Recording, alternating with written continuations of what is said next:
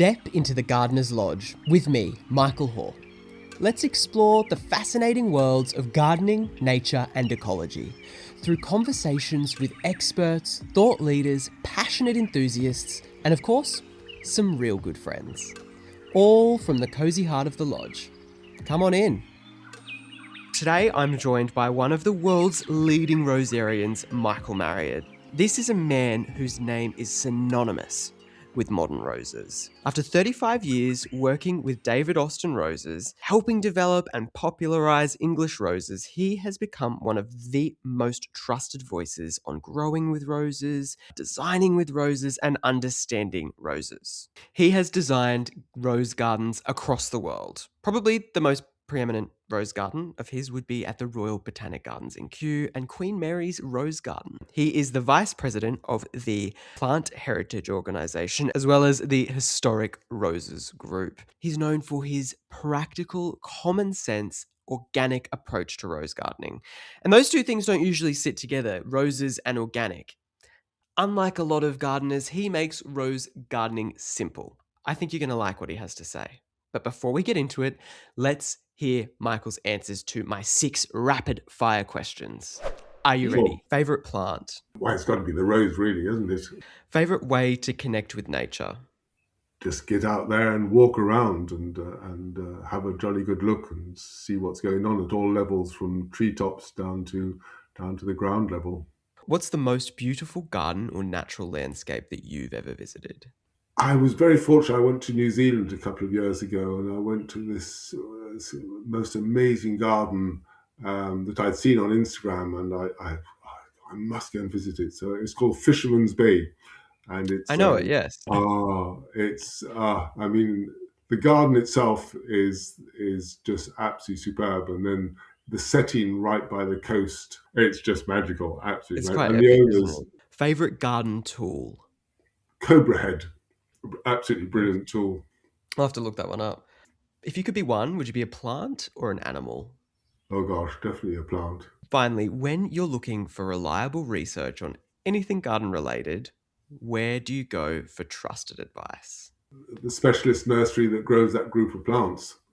Nice, And yeah. of course, you've got the Plant Heritage Organisation that lists all these people who grow specific groups of plants, and they're usually fantastic sources of information. Or just a specialist nursery. You know, the owners are usually absolutely delightful and obviously often very happy to talk to an enthusiastic person and full of fantastic knowledge. What was the defining moment, do you think, that you realised that roses would become your life's work? Not until quite late on, really, because Okay. in my grandparents' garden in Warwickshire, um, I used to do a lot of garden. This is my sort of teenage years.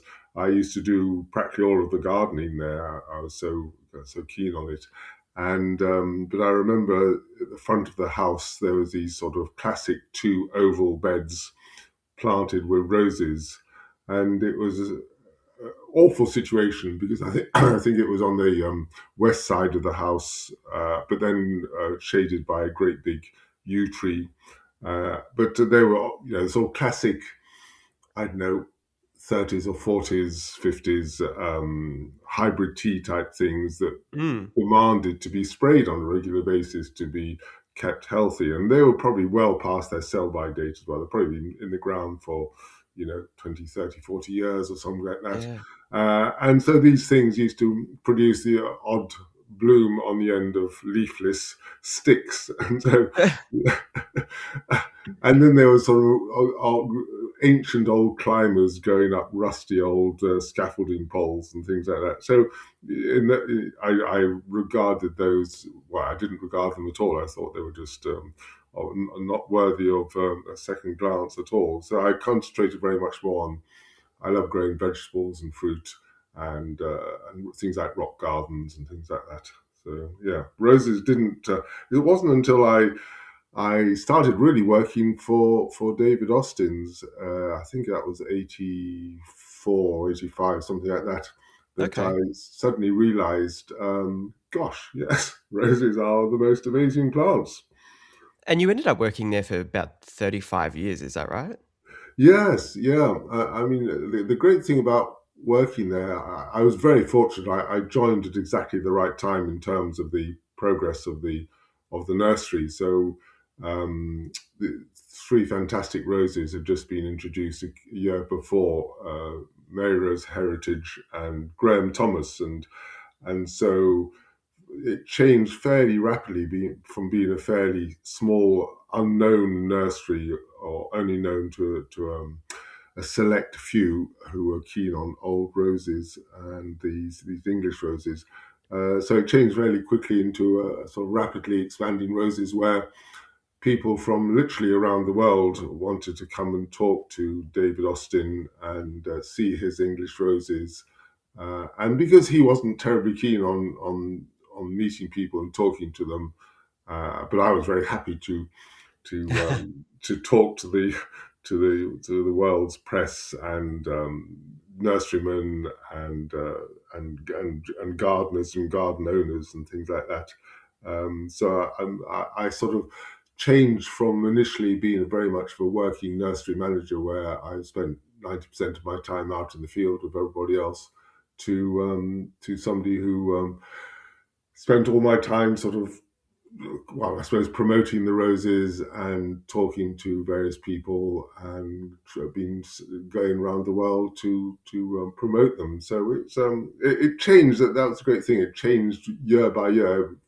It, and each week was different. Each day was different, really, because I didn't have a sort of a set thing to do. So it was, for me, it was a absolute ideal job. I mean, in that respect, I mean, it sounds like that you really kind of boosted the brand to a global level. I think, today, if you think of roses, you think of David Austin roses. The two are synonymous, So I guess you're kind of coming in at that time, and then your promotion of the business and of the brand and of the cultivars have really pushed it into the future, didn't it?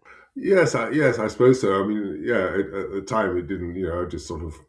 Well, I really loved the doing the job, because I Mm, loved the roses, and really thought they were excellent. And I never really liked the hybrid teas and the floribundas. So it was also fortunate from that point of view that um, the hybrid teas and the floribundas have been around for, well, since the 19th century, towards the end of the 19th century, and they the breeders really sort of shot themselves in the foot, really, by breeding roses that were, um, they didn't suit modern garden. They were very much roses for old fashioned gardens, mm, rather stiff and upright, or very bright colours that people wanted after the Second World War to cheer yeah, themselves up.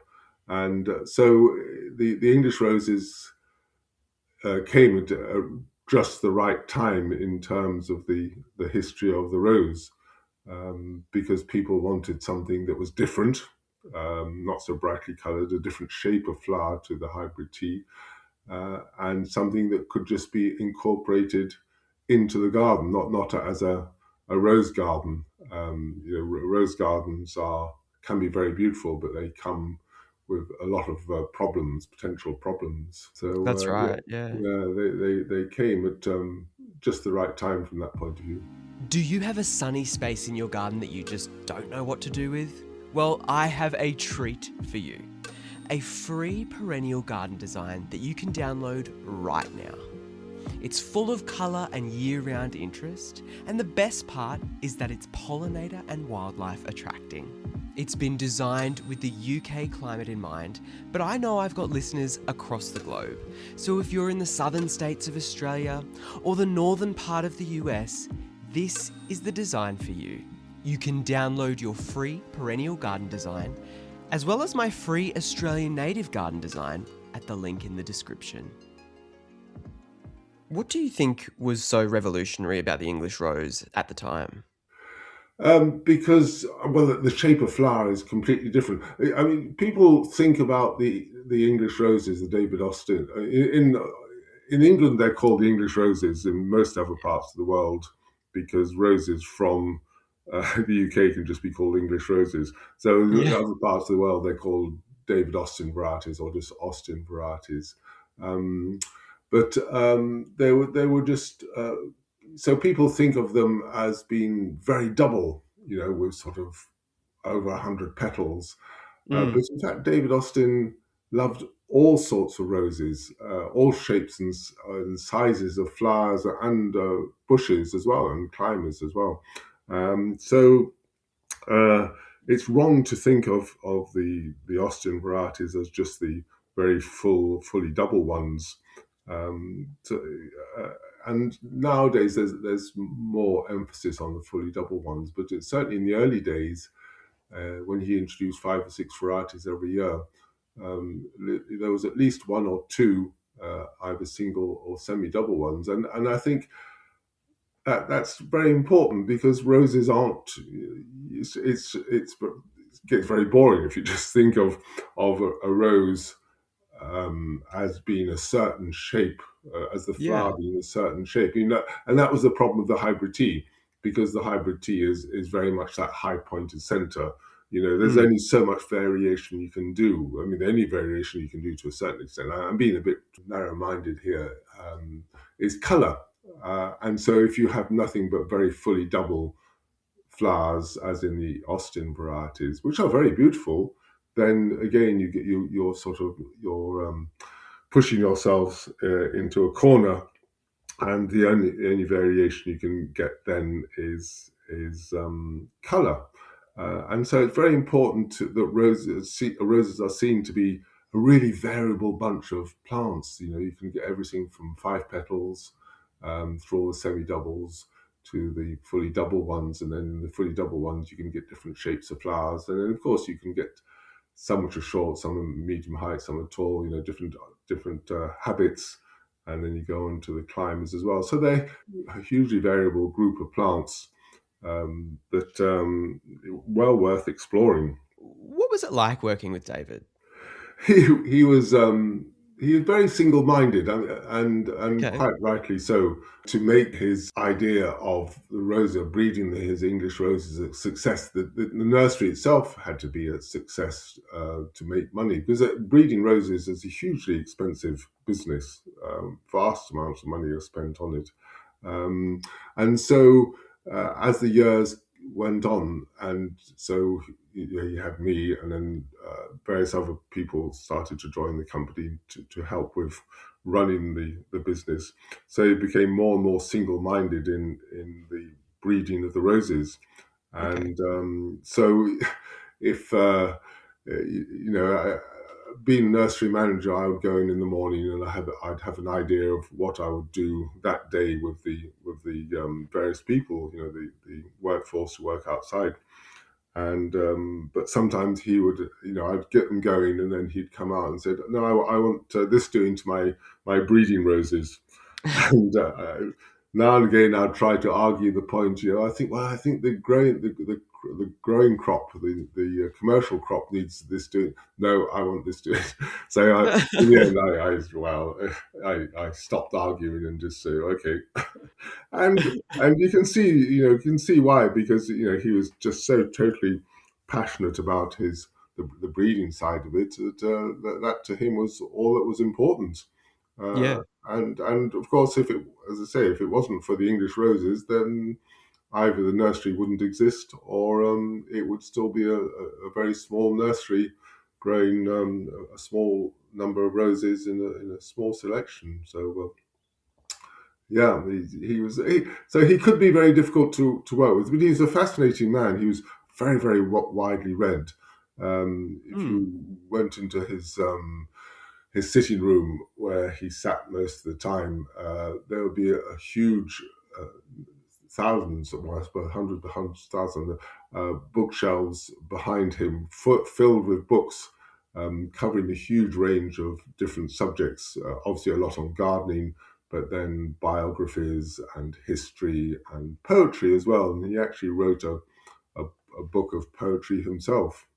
Hmm. So, looking back at your 35 years with the business, what are you most proud of contributing? Gosh, um, I suppose just helping to bring the beauty the beauty of the English roses to the general public, to the gardeners all around the world. And that's, yes, it's not just English roses. One word that he liked to use a lot when he described his English roses was the word charm. Mm. And so, just going back on what we were saying saying a few minutes ago, that it's one of the main characters.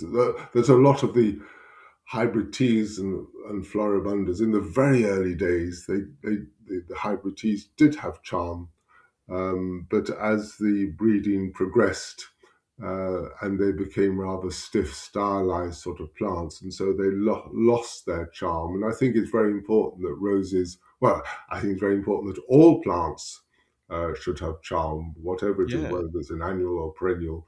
And I get very sad sometimes when I see some of the new introductions that are brought out, that have completely lost their original identity Yeah. and their charm.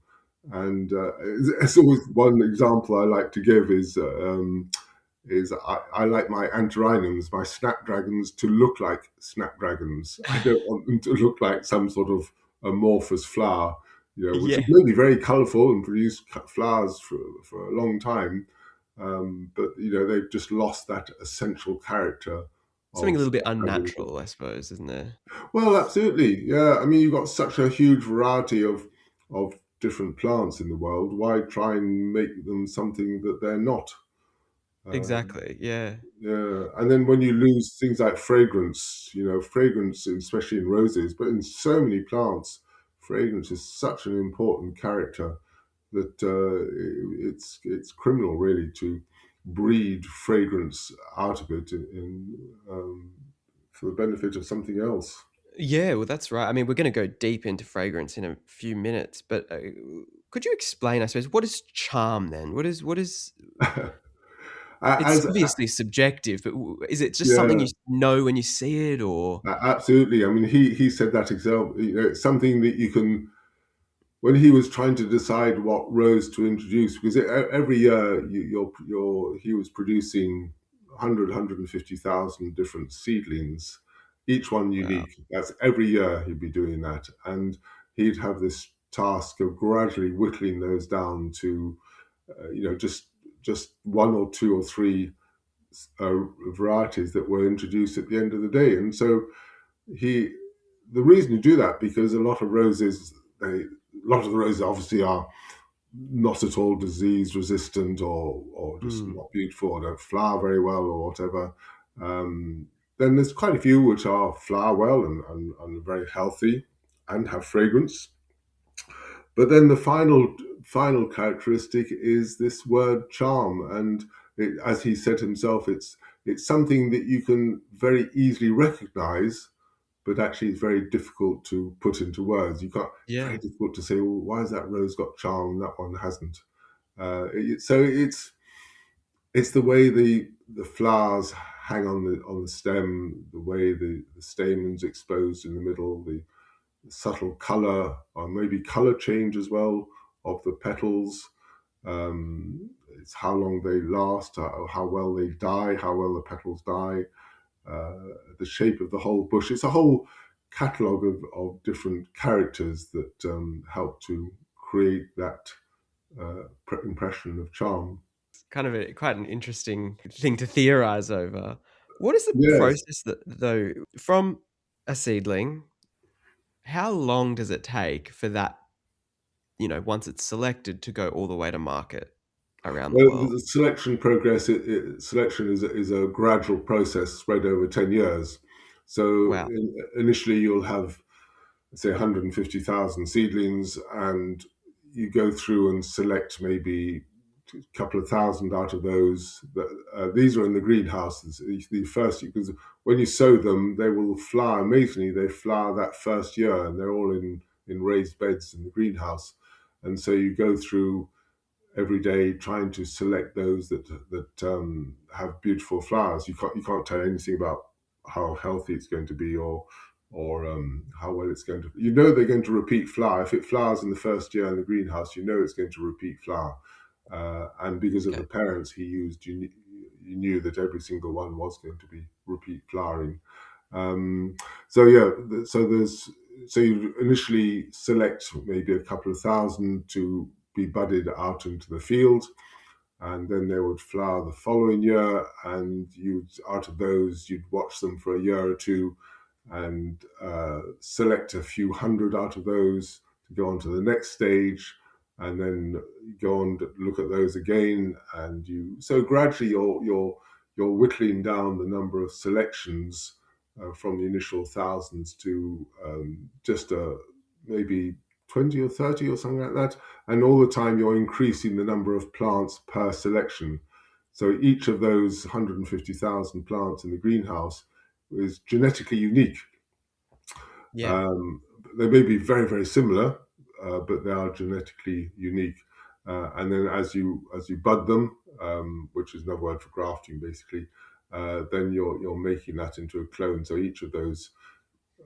uh, each of those plants that you grow from that initial seedling will be genetically identical.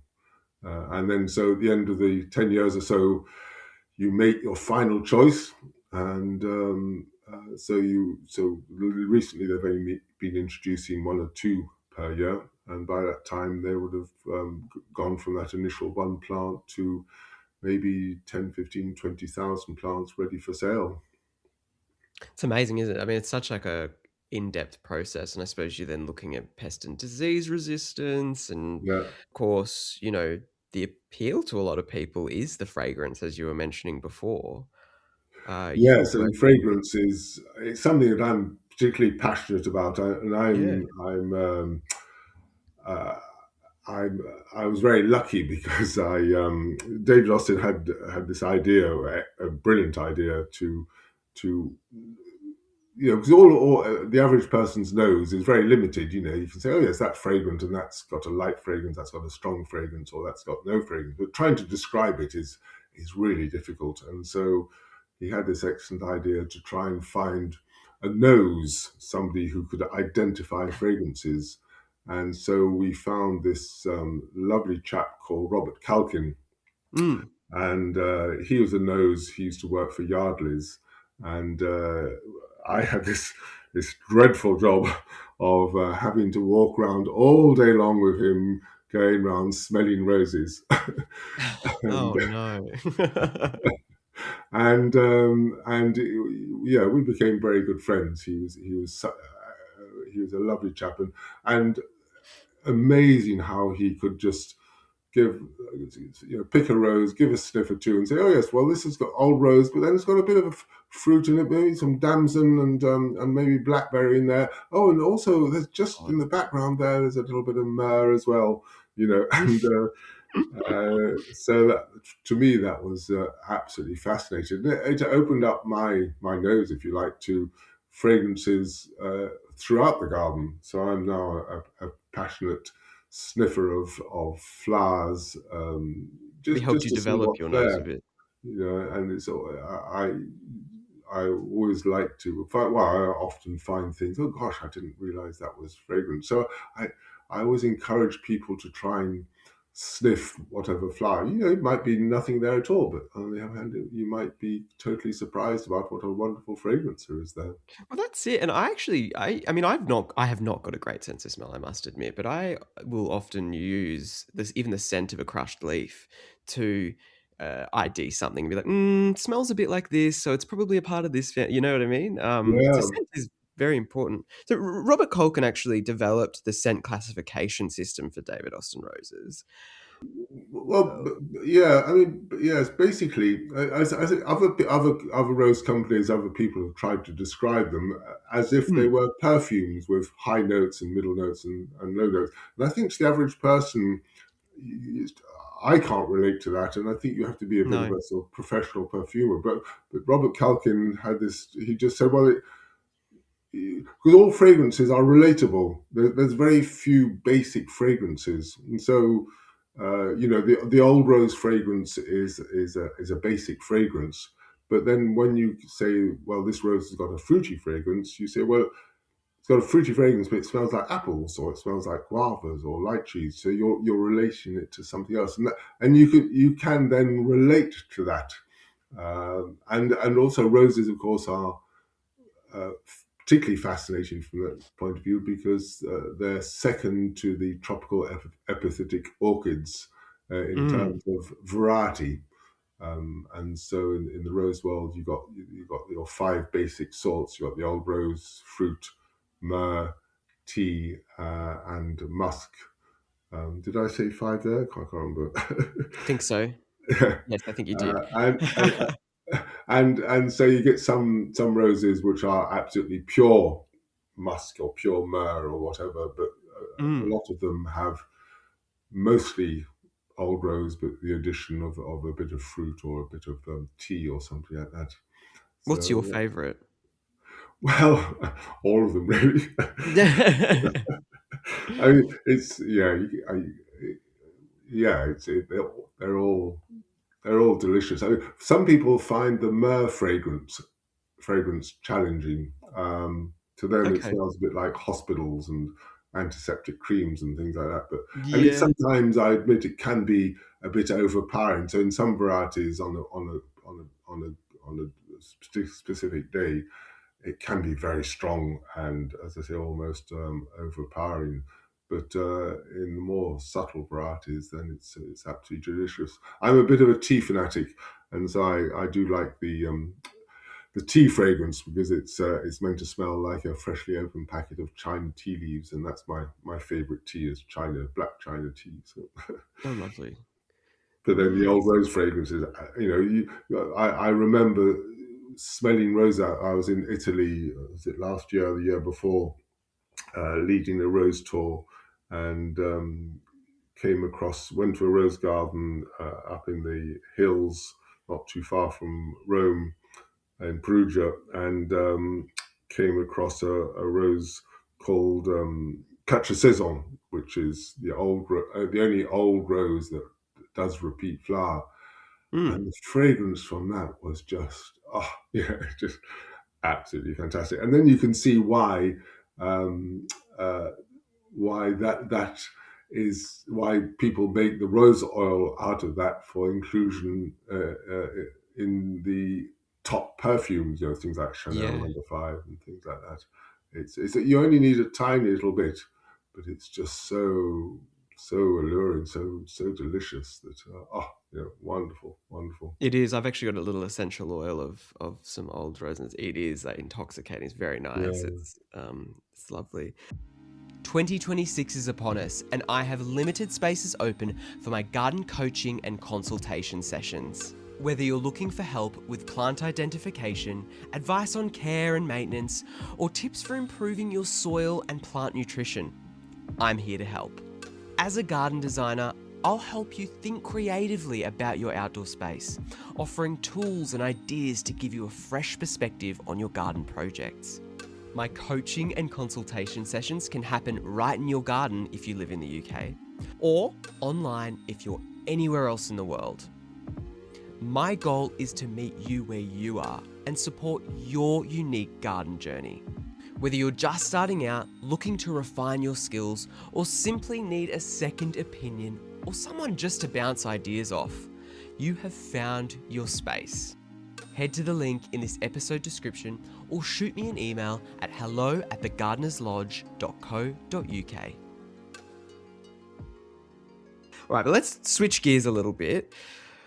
Let's talk about rose care and growing.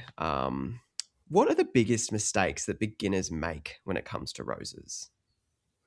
Um, there's two really. I mean, the first one is choosing the wrong variety. Okay. There's thousands of varieties on the market, and some are absolute dogs, and they'll get disease at the drop of a hat. Mm-hmm. And the example I always give for that, the very very worst one, is a variety called Zephyrin Druin, which just it's just just awful for disease. There's other varieties that are absolutely completely healthier, just never get any disease at all, and still flower very well, and still have a wonderful fragrance, and still importantly are beautiful. So it's no good having a tremendously healthy variety that is actually not very beautiful. You No, want exactly. all of those characters. So they are there out there. It just means hunting for them a bit. So you know, reading rose books, the right rose books, and listening to what people say who have experience of growing roses without spraying, and that's very crucial. Um, so yeah, choosing the right variety is absolutely crucial to having a successful roses in your garden. And then the other thing is the soil. Mm, People are starting to realize now um, that soil is absolutely central to growing plants. You know, it's not just roses. All plants need good soil, and people go on about encouraging all the life in the soil, which is absolutely crucial. So it's exactly the same, you know, these days where encouraged to eat a whole variety of different foods and fermented foods and things like that for our gut flora, for our health of our gut. mm, And it's exactly the same to me as the soil. If you start abusing your soil by putting on chemical fertilizers or not mulching it or treading on it when the soil is well, you're just wrecking the soil, and then plants, whatever they be, will not grow so well. So you've got to think very much about your soil, and so one of the best ways of looking after your soil is a really good layer of mulch, and that's where people in Australia, especially, I think, and in places like California and like that, where it's a hot climate, and you know, to keep them alive, you have to water fairly now and again. But you have to yeah. encourage the moisture to stay in the soil, and you do that very simply by just putting on a really thick layer of mulch. And what the mulch Yeah. does, as well as helping to keep the moisture in the ground, is to help prevent compaction. So if you put something like wood chips on, a really good layer of 3-4 inches, you know, 75, 100 millimeters of wood chips, then you're helping to prevent compaction. And that's one thing that you very rarely read about. And of course, what happens in rose beds, you're there in the middle of winter, um, treading around to prune your roses. The soil, I mean, especially this winter, it's been endless rain over here Yeah. in the UK.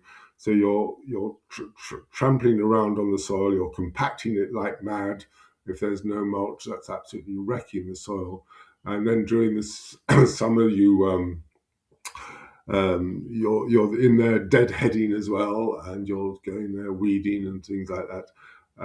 And so, yeah, mulch helps maintain the moisture, helps prevent compaction, feeds all the myriad beasties that live in the soil, from beetles and worms down to, you know, all the bacteria and all sorts of things like that. Eelworms that live in the soil is crucial to encouraging, and of course the mycorrhizal fungi, which are absolutely Mm. crucial, that live in the soil.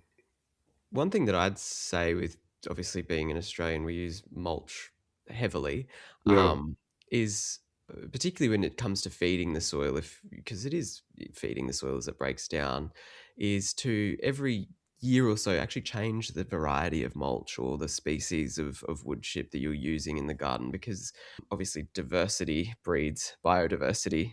And it's the same with, using mulches and feeding soils. In Australia, in some climates, particularly thick layers of mulch, water absorbs into the mulch and doesn't quite get down into the surface. So I think changing that variety of mulch is quite an important thing year on year as well.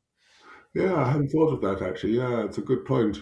A good point. Yeah, yes, but and then the other way that the third thing I would say mm, is don't to help keep your roses healthy is to not plant rose gardens. You know, rose mm, gardens can be very beautiful, but they're monocultures, and of course, every monoculture is a complete disaster, really.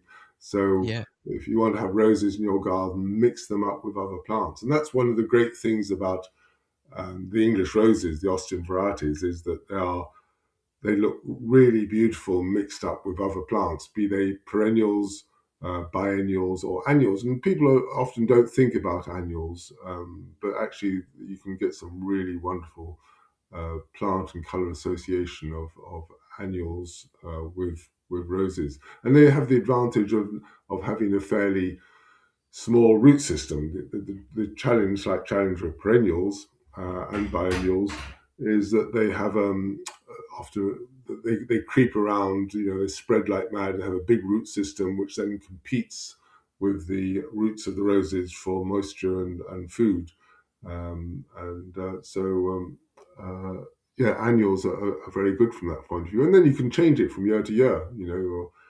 But one of the plants that I'm very very keen on, one of the annuals which I'm the keenest on is one called Phacelia, Okay, Phacelia tanacetifolia, that's and quite beautiful. it's a member of the borage family, and it's incredibly attractive to bees and a whole range of other insects, and it's great for ground cover. People use it, in the field level to help regenerate the soil, and it's beautiful as well. It looks lovely. It's lovely, sort of slightly purplish blue flowers, lovely, nice little fragrance, and it's not too invasive either. So yeah, mix up your roses with other plants, and um, actually, I think it enhances the beauty of the roses. Well, that's it. And I suppose it's the same with vegetable gardening, right? When you're vegetable gardening in rows, you're bound to have pest problems, aren't you? But Yeah, when you mix it up and you have other flowering plants that can bring in those beneficial insects that then can kind of predate on the bad guys, yeah, um, always yeah. makes the ecosystem a bit more healthy. Yeah, Um, and the other thing is not try to, in terms of pest, there's no real, there's very little evidence that there's variation in resistance to pests in mm, roses. There is a little bit, but it's not very easy to find. So if people go on about aphids on roses, and of yeah. course, as soon as you start trying to control them, you're messing up the balance. And in my garden here, I have a great colony of sparrows, and Mm, they do a brilliant job going around hoovering up all the aphids and other pests around. Well, just whatever they want to eat, really. But if you start controlling the aphids on your roses, then there's nothing for them or the beneficial insects to eat, and they'll either die of starvation or they'll buzz off to somewhere else where they can find some food. So the more you try and control it, the more you're wrecking that balance, and the worse it's going to potentially get. So just be patient. You see aphids yeah. on your roses and say, "Oh yeah, great," and the chance are that they'll sort of get to a certain level, and suddenly overnight they'll disappear as a flock of sparrows find and eat them all. Things like blue That's tits it. and grey I mean, tits. it can be tricky, can't it, to just sit there and watch them kind of take over. But you're right. You do need one. If you can start to build that ecosystem up, then it Yeah, will start taking care of itself. yeah, yeah. And of course, the longer you leave it, the better it gets. And Yeah, now and again, it'll get a bit out of hand, but just say, okay, fine. This year it's not so good, but next year it'll be fine. my listeners won't be surprised at this at all. I'm obviously interested in native species and endemic plants, and their kind of connections with pollinators. And Britain has around 12 to 15 kind of native rose species, of which a lot of those are the ancestors to the modern rose cultivars. Do you find, though, that modern rose cultivars are as good for attracting pollinators into one's garden than their kind of like primitive natives? Um, it all depends on the petal count. So the very, very double ones, they're not, the petals have been transformed from stamens into petals, and so there's nothing there for the insects to go into. But it's surprising, even roses that look seemingly very double, often they're not that double, and still the insects can get in there. One of my favourite varieties I think of from that point of view is one called the generous gardener, Hmm. which looks very double, but in fact there's not so many petals, and then the bees and the other insects can get in there. And if it does get pollinated, then it produces the most fantastic crop of hips, really large red, big red, long-lasting hips. So Nice. I mean, obviously the singles and the semi-doubles are going to be their favourite because they're very obviously accessible to get to the pollen. And that's the only reason that insects go to rose flowers is for the pollen. They don't produce any nectar at all. Yeah. But the pollen is crucial for for feeding their young. But then actually some singles um, don't produce viable pollen. So there's one Okay. rose called Kew Gardens, which is just the most amazing variety. It flowers like mad. It's got no thorns, and it's super healthy. But in terms of attractiveness to insects, it scores basically naught out of 10 because the pollen must be sterile. So it's if you want to attract in um, insects into your garden via roses, then choose preferably singles and semi doubles, but don't be put off by something like, well, I said Generous Gardener, Lady of Shalott, and things like that. That they would still be good. The way to tell is to if it produces hips. So if a Hmm. rose produces no hips, um, after obviously you mustn't deadhead it, but Yep. if it produces no hips, then that flower is not going to be good for insects. Whereas if it does produce hips, then you can be pretty sure that's going to be a valuable source of pollen for visiting insects. Good tips. I suppose just for anyone who's not across what a hip is, it's basically the seed pod that a rose produces after it's been pollinated. Back onto soil, actually. What makes a really good rose growing soil? They like plenty of moisture around the roots, and so they Mhm. don't really like sandy, well drained soils. They like something that is going to retain the moisture quite well. So, I mean, people always you read in books, and they say that roses like clay, but of course there's clay. There's sort of a heavy loam clay, and there's clay for pots for making pots, and so Yeah. yeah, if it's a heavy loam type clay, then they'll should love that. People go on about adding lots of organic matter, which it's yeah, okay, can do, but then maybe just rely on a mulch to, and then let the worms and everything else to take the organic matter down to the soil, Mm. down to the roots. Um, People go on about rose replant disease, and every single talk that I give, people invariably, there's always one person that asks me about rose replant disease, and basically that is in case people don't know, rose replant disease is where people say that you can't plant a rose where there was a rose planted before. You've got to wait several years before you can replant it, otherwise the rose will not do very well. Basically, that that is a sign that you have abused the soil, that Mm. you haven't looked after properly, that it's lacking in organic matter. It's probably complete imbalance of nutrients, especially potassium and phosphorus, phosphate and potash, and the soil is just completely dead. Yeah. There's no life in it at all. It's completely compacted, and so even groundsel will will struggle to grow in that sort of soil. But if you've looked after your soil really well by mulching it really well, and not over, this is one of the crucial things, not over applying fertilizers, Mm. then you should be absolutely no problem with replanting the rose in exactly the same place. And in fact, it's something that I used to ask very frequently when I went to places like Australia and the States and places like that. I said, "Well, what do you do about replant disease?" And they'd look. Most people, most rose growers, would look at me blankly and say, "Well, what's that? Never heard of that." And that's because people in those climates used to mulch their soil really heavily, and so they didn't Yeah. have um, Well, I was going to the. say I've actually not really heard of it, so Oh, really? Well, that just go makes to sense. yeah, yeah, absolutely.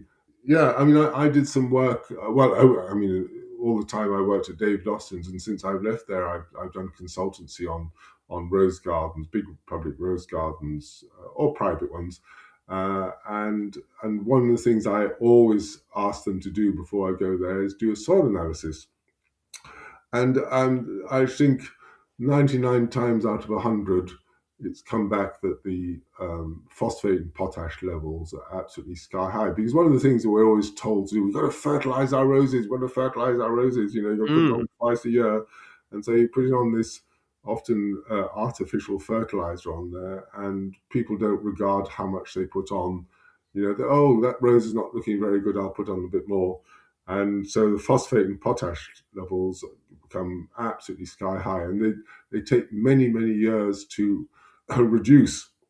yeah. The plant only uses them in small quantities, and it just builds up and builds up in the soil. And so, if you've got that, then trying to plant a rose in that place with the very high phosphate and potash levels is disaster. So how do you feed your roses? What's your philosophy? Just mulch? Yes, well, it depends on what your soil is like. And I'm working on a big project at the moment, and they did a soil analysis, and they found that the natural soil nutrient levels is very high in. I can't remember which one it was now, either phosphate or potash. So it's naturally very high, and so to apply more of it would be completely disastrous. So it all depends Mm, on your soil type. But yes, yeah, by mulching correctly and maybe adding a little bit of fertilizer will help. Uh, what sometimes all they need is just nitrogen, but of yeah. course, artificial nitrogen like farmers put on their fields, that's disastrous because that's just it wrecks the soil. So you have to think about an organic soil, something maybe like dried blood or something like that, because Yeah. roses do need nitrogen. Well, all plants need nitrogen, but the right amount. So it's you just got to sort of try and put the correct amount on, not overdo anything. It's like us if we the odd chocolate bar might be okay, but if you overindulge, then it becomes completely disastrous. That's right. And I suppose if you put too much nitrogen on, you're not going to promote blooms, are you? You're just going to end up with green leafy bits. Absolutely, and green leafy bits which are going to be very susceptible to aphid attack, Yeah. and also soft growth. So you want is a nice sturdy plant. So yeah, yeah. That's why organic nitrogen, something like dried blood, is good from that point of view. It's not a quick blast. If you're a member of the RHS, the Royal Horticultural Society, then you can send your soil off for analysis. It costs a bit, but not too much, and it often is very worthwhile. So you Worth just need doing. to analyze for pH to see how acid or alkaline it is, and then phosphate, potash, and probably magnesium too, and that'll give you a good indication of what you should or shouldn't add to the soil. I think a lot of gardeners, particularly new gardeners, really fear pruning roses. They fear pruning anything because they fear screwing it up. But what are some tips you can give to pruning? Does it have to be complicated? Can it be simple? Oh, it's the simplest thing on earth, really. Uh, I mean, so the first thing to do is ignore all the articles, or just about 90% of the articles and books that talk about pruning. They go out of their way to make it as complicated as possible. They talk about pruning at an angle and pruning just above outward pointing bud, and all sorts of ridiculous things. Can I give a quick plug for my book called RHS Roses, where I've tried my hardest to debunk all those things. So all those ideas about how to prune roses comes from growing the perfect rose for the show bench, Mm. and hybrid tea specifically, where you want this sort of perfect flower on the end of a long stalk. And I have the greatest respect for people who show fruit and vegetables and flowers and things like that. They're fantastic people, but the things that they get up to achieve uh, those fantastic specimens have no relation at all to just growing an ordinary crop of onions or potatoes or dahlias or chrysanthemums or roses in your garden. So forget all about all that outward pointed bud and all that sort of thing. Um, to put it very simply, you're cutting the stems down to about halfway, somewhere between a third and two thirds.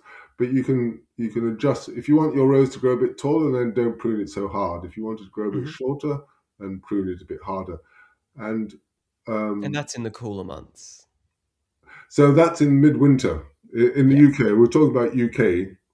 Yes. Then that's somewhere between sort of mid-December and really by the end of February should definitely have finished pruning, because the roses are starting to shoot quite significantly already. So if you leave it too late, you're wasting all that growth, and then you get distracted by those lovely young buds. Oh no, I don't want to. That's such a lovely bud coming up there. I don't want to cut that off, and then you end up with a plant that's sort of all over the place, really. So Yeah. it's best to do it almost blind, so you don't get distracted by young growing shoots growing out of the stem. So then you can just concentrate on creating an attractively shaped plant at the right height. And then the other very important thing is roses like to stay young to get the best out of them. Most roses, the repeat flowering roses, um, you need to try and keep them young. So what you want to do is to, as the stem ages, look at them critically, and if they're starting to get old and tired, then cut those stems right out at the base to encourage new young shoots, and they'll flower more freely and also stay healthier as well. And then you're sort of thinning it out a bit. You don't want it, the old books used to say cut it down to sort of 6 inches and leave only three stems. That's to produce the perfect flower for the show bench. And Mm. those were for hybrid teas, whereas these days most of us grow shrub roses, so like the English roses. And so you want to just keep a nice number, and I know I use the word nice with care, just the right number of stems to create a good look, and to, as I say, keep the stems nice and young, which will flower freely and stay healthier than the old stems, which will just clutter things up and not produce many flowers. So So that's it really. And you're then, not bothering to go to a node or anything like that. oh You're just God, kind no, of no, no, okay. no. And it takes so long, if you start It does. looking especially for an outward pointing bud and all that sort of stuff, it takes 10 times longer. So yeah, if you want to spend hours in your garden in the middle of the winter pruning your roses, fine, but I, to me, it's completely not worthwhile at all. Just want to get out there and chop them back, and I think I produce a much better result. Plants will just sort themselves out. Um, you know, Yeah. if a bud is pointing towards the middle, then it'll either fill up the middle nicely, or it'll sort of turn around and go towards the light more. So it's not something as long as you've got chosen healthy varieties in the first place, then the health shouldn't be a problem. And that's the other thing is to keep roses healthy. Actually, if you have got 1 or 2 rose bushes in your garden that are every year get dreadful disease, dig them up and throw them away. It's just not worth keeping them, because they'll be spreading disease to their neighbours. And so it's like sitting in a room where one or two people are coughing and sneezing and things like that. That's bound to spread to 1 or 2 other people in the room. Whereas if everybody in the room is nice and healthy, then you'll all walk away healthy. So get rid of those disease-ridden plants that may be too old anyway. The plants, roses have like everything, has a finite lifespan. So once Yeah. they get to sort of 15, 20 years, a lot of roses are starting to decline fairly rapidly. That's a good tip, really, because I think people try and almost fight against that nature Yeah, and think that they're doing something wrong, but in reality, it's just move just on. old age. Yeah, Unfortunately, we all get old after a certain time. you do. Yeah, that's it. So you have designed some of the world's most iconic rose gardens. Do you have a favorite? Gosh, a couple of times. Well, no, three come to mind.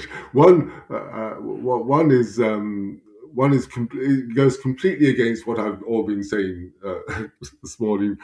Sure. Is the garden at the back of Windsor Castle, which was huge, great big beds of one variety per bed, and so in terms of show.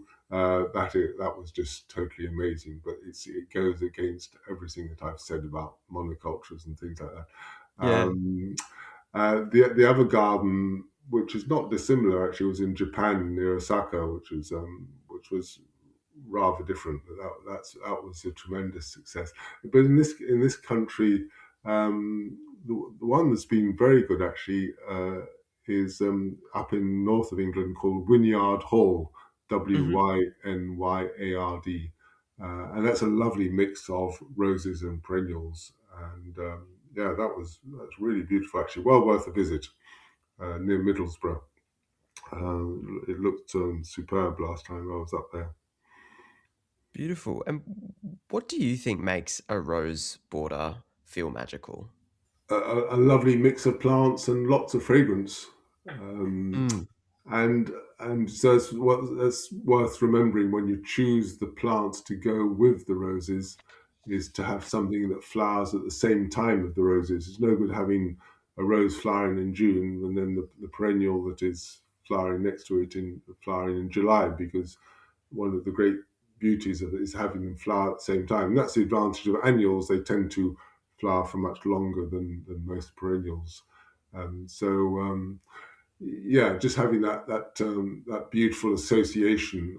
And if the trick to do is to put the two flowers. If you not know what plant to put next to a rose or what rose to put next to a plant, get a flower of each and put them next to each other. And sometimes they'll look horrible. You know, the colours will clash or they just don't look right. Sometimes they think, oh yeah, it's okay. But then sometimes you put two flowers together and oh gosh, yeah, that looks really good. And Perfection. then that's to go. That's a very simple trick, but very effective.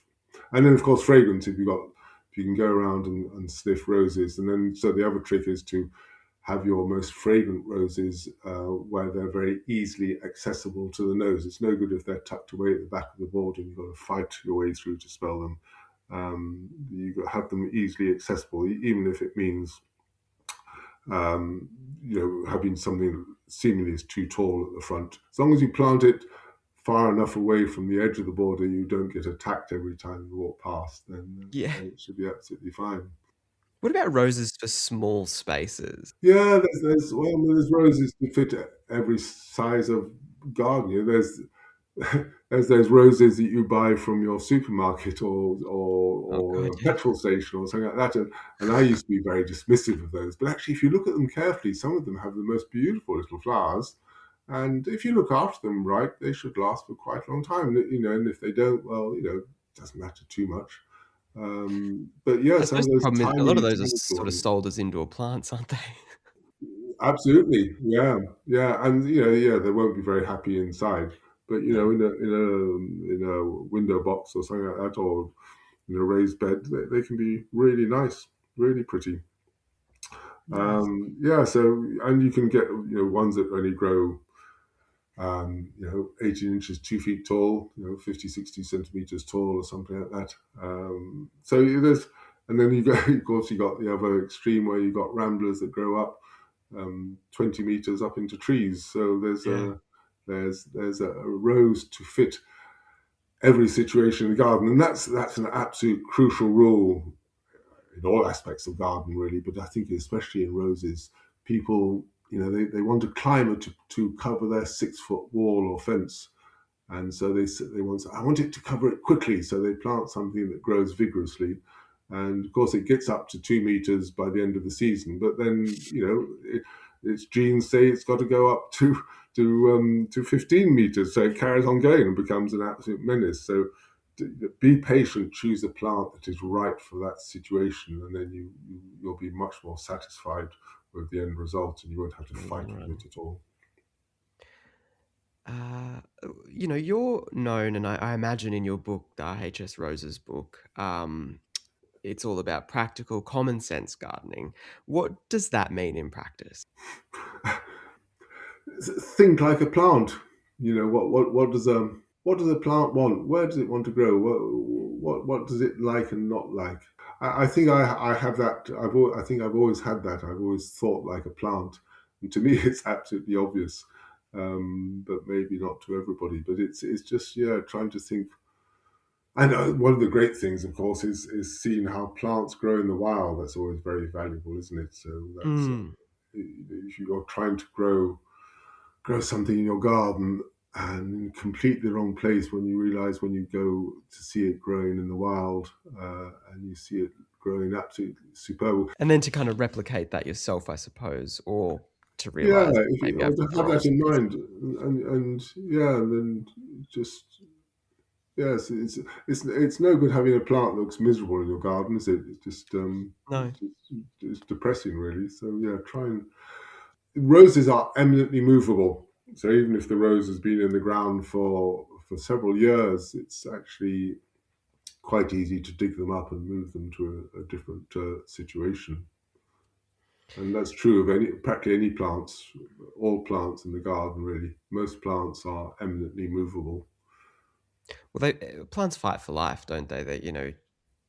They're going to survive. Do you think that doing that in the winter months is a safer bet? Certainly with roses, Yeah. yeah. So now, middle of February is still absolutely fine. But once they start shooting too much, then it becomes a bit more challenging. Always the crucial thing is to make sure the roots never dry out. So if you dig them up in the middle of winter, or well, whenever you do it, make sure that the hole is ready so that you can dig them up and bung them straight into their new Straight in. home, or put them in a plastic bag, so that the roots don't dry out. I knew somebody, um, in Kentucky, I think it was, who used to move his roses sometimes in the middle of summer. Even though when the temperature Well, was in the 80s and 90s, sort of 30s centigrade. with Um, success? yeah, yeah, not ideal. I wouldn't recommend it at all. No. But as long as you do it right, then it's okay.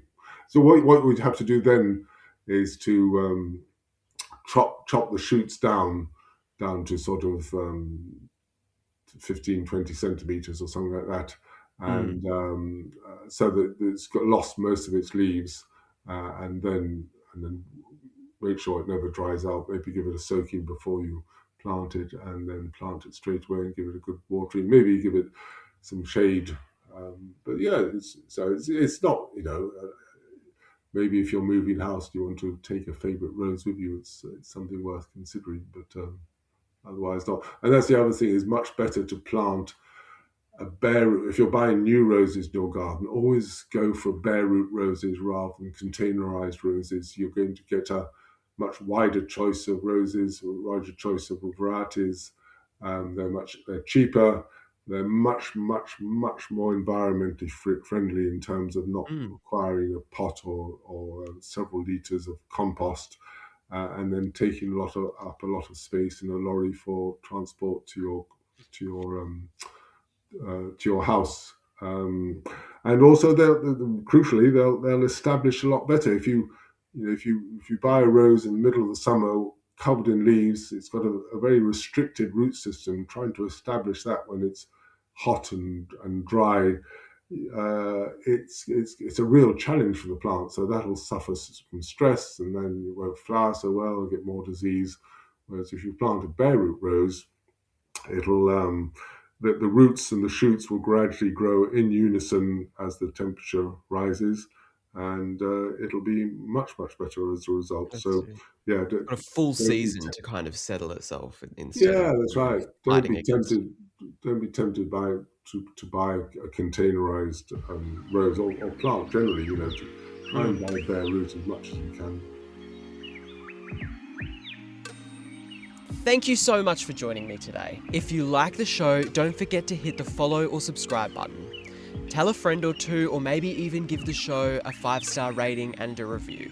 If you want more Gardener's Lodge content, you can find our website, our Instagram and our TikTok in the show notes below this episode. The Gardener's Lodge podcast is a growing media production.